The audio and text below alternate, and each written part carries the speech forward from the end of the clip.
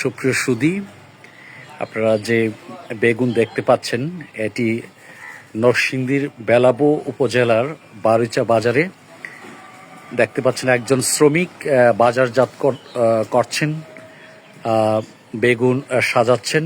এগুলো যাবে ঢাকা কাউরান বাজার।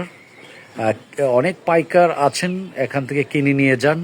আবার অনেক স্থানীয় পাইকার আছেন, তারা সিলেট, ঢাকা, চট্টগ্রাম সহ বিভিন্ন জায়গায় এটি সরবরাহ করে থাকেন।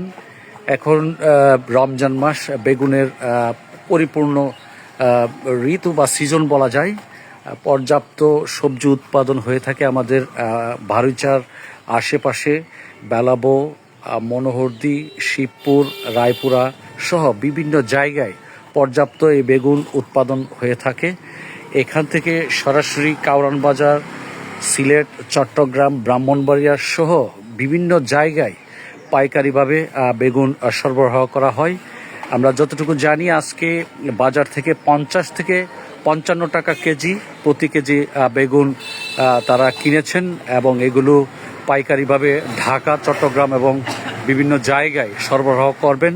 এবং আমরা যতটুকু জানি যে বারিচা বাজার সোমবার, বুধবার এবং শুক্রবার, এবং জঙ্গা শিবপুর বাজার রবিবার এবং বৃহস্পতিবার, এবং নারায়ণপুর বাজার শনিবার এবং মঙ্গলবারে এইরকম পাইকাররা প্রচুর পরিমাণে, অর্থাৎ টনের টন এই বেগুন বিভিন্ন জায়গায় সরবরাহ করে থাকেন।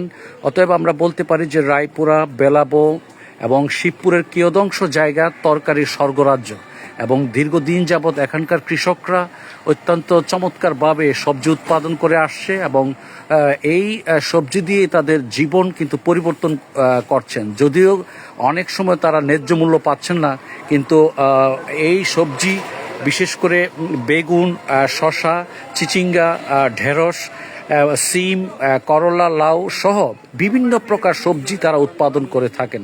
আমাদের নরসিংদীর চাহিদা মিটিয়ে এগুলো অন্যান্য জেলায় সরবরাহ করা হয়, এবং এগুলো বিশেষ করে চট্টগ্রাম, কুমিল্লা, সিলেট, ঢাকা এগুলোতে সরবরাহ করা হয়। ধন্যবাদ সবাইকে।